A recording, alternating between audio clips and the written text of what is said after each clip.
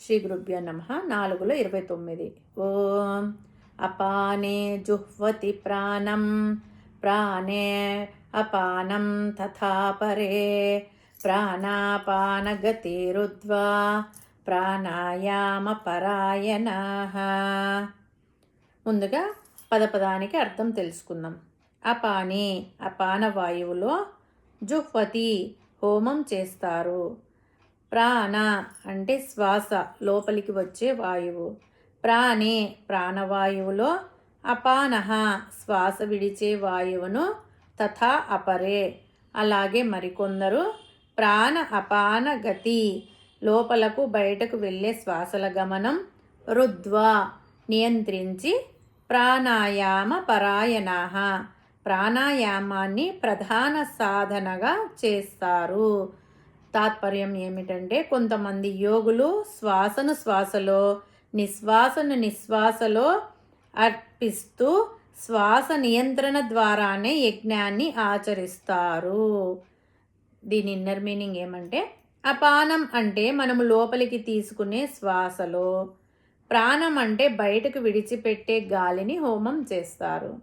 అట్లాగే బయటకు విడిచిపెట్టే గాలిలో, ప్రాణంలో అపానాన్ని లోపలికి తీసుకొని గాలిని హోమం చేస్తారు. అంతేకాకుండా ప్రాణాపానాలను రెండింటినీ లోపలికి నియంత్రించుకొని, అంటే కుంభకం, ఇలా ప్రాణాయామం చేసుకుంటూ ప్రాణాయామమే ఉత్తమమైనది అనే నమ్మకంతో కొంతమంది మహానుభావులు ప్రాణాయామ యజ్ఞం చేస్తుంటారు.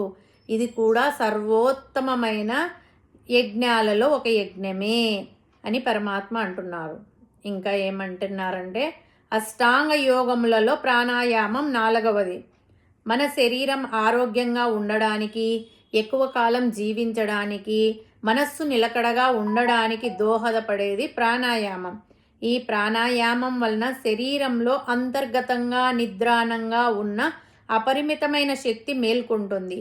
సూక్ష్మ రూపంలో ఉన్న శక్తి ప్రకటితమవుతుంది.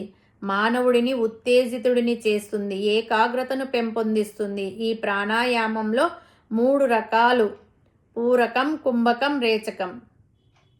ఈ శ్లోకంలో చెప్పబడినట్లు అపానమునందు ప్రాణమును హోమం చేయడం అంటే పూరకము, ప్రాణములను అపానమునందు యజ్ఞం చేయడం అంటే రేచకము, ప్రాణమును అపానములను ఆపివేయడం అంటే కుంభకం. ఈ ప్రాణాయామం చేసేటప్పుడు ఓంకారము జపిస్తూ చేయమంటారు పండితులు.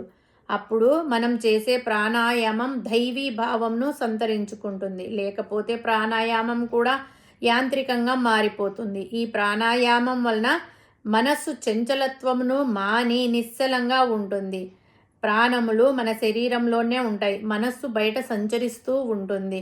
ఎప్పుడైతే శ్వాసను అదుపు చేస్తూ ప్రాణాయామం చేస్తున్నామో మనస్సు ఎక్కడికి పోకుండా అక్కడే ఉంటుంది, ప్రాణాయామాన్ని చూస్తూ ఉంటుంది. ప్రాణములు మనస్సు ఒకదానితో ఒకటి పెనవేసుకొని ఉంటాయి. కాబట్టి మనస్సును అదుపులో ఉంచడానికి ప్రాణాయామం అత్యావశ్యకము. ఈ ప్రాణాయామమును సొంతంగా చేయకుండా గురువు గారి వద్ద అధ్యయనం చేయడం మంచిది. హరి ఓం తత్సత్.